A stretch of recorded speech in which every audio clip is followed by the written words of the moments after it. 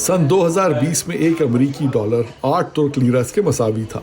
इस बरस नवंबर की 30 तारीख को डॉलर की कीमत 8 से बढ़कर 14 लीरे तक पहुंच गई थी। सन 1994 के बाद पहली बार ऐसा हुआ था कि डॉलर के मुकाबले में लीरे की कदर में इस हद तक कमी आई। Şu an piyasa tam kilitlendi yani. आजकल मार्केट में मुकम्मल तातुल है, हम कोई कारोबार नहीं कर सकते और हमारे सार्फिन से इसका अंदाजा होता है।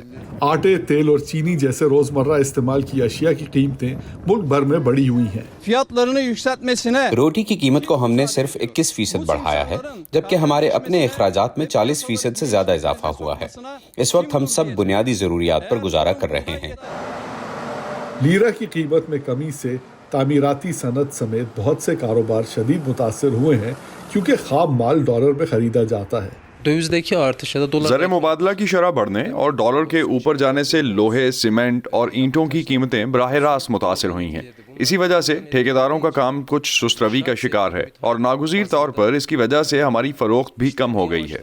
माहिरीन का कहना है कि तुर्क लीरा का जवाल उस वक्त शुरू हुआ जब सदर तैयब अर्दवान ने सूद की शरह में कमी का ऐलान किया।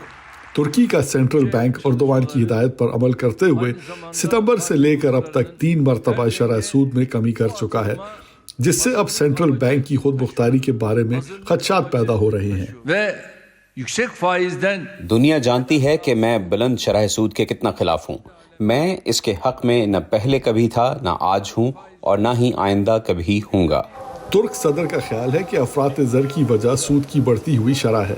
वो कहते हैं कि सूद की शरह कम करने से अफजाइश में इजाफा होगा, मगर कुछ माहिरीन का कहना है कि तुर्की में अफरात ज़र शरह को देखते हुए जो 3 दिसंबर को जारी किए जाने वाले सरकारी आदाद शुमार के मुताबिक 21% से ज़्यादा है।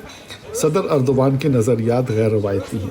It's not really an economic. ये मईशत का मसला नहीं है, बल्कि इसके पीछे कुछ और है। मुआशियात में तो ये बात तस्लीम शुदा है कि अगर आप पैसे की रसद में इजाफा करते हैं तो अफरात ज़र बढ़ता है और इसके नतीजे में शरह सूद में भी इजाफा होता है। तो ये इसी तरतीब से चलता है, लेकिन तुर्क सदर इस तरतीब को बिल्कुल उलट समझ रहे हैं। सरकारी अंदाजों के मुताबिक करेंसी की कदर में 45% कमी के बावजूद इस साल की तीसरी तिमाही में तुर्की की मईशत की शरह अफजाइश 7.4% थी। सदर इसको अपनी पॉलिसी की कामयाबी से ताबीर करते हैं, मगर माहिरीन का कहना है कि लीरा की गिरती हुई कदर और बढ़ती हुई महंगाई मईशत में रुकावट बन सकती है। If the government doesn't change its policy, अगर हुकूमत ने अपनी पॉलिसी तब्दील नहीं की, लीरा की कदर कम होती रही और महंगाई बढ़ती रही, तो आवाम के इश्तियाल में मजीद इजाफा होगा।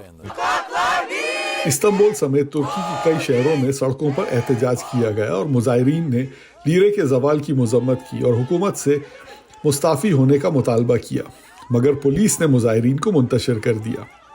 हिस्ब इख्तिलाफ की जमातों ने क़ब्ल अज़ वक्त इलेक्शन का मुतालबा किया है, मगर सदर अर्दवान ने इनके मुतालबे को मुस्तरद करते हुए कहा है कि इंतखाबात सन 2023 में मुकर्ररा तारीख के मुताबिक होंगे।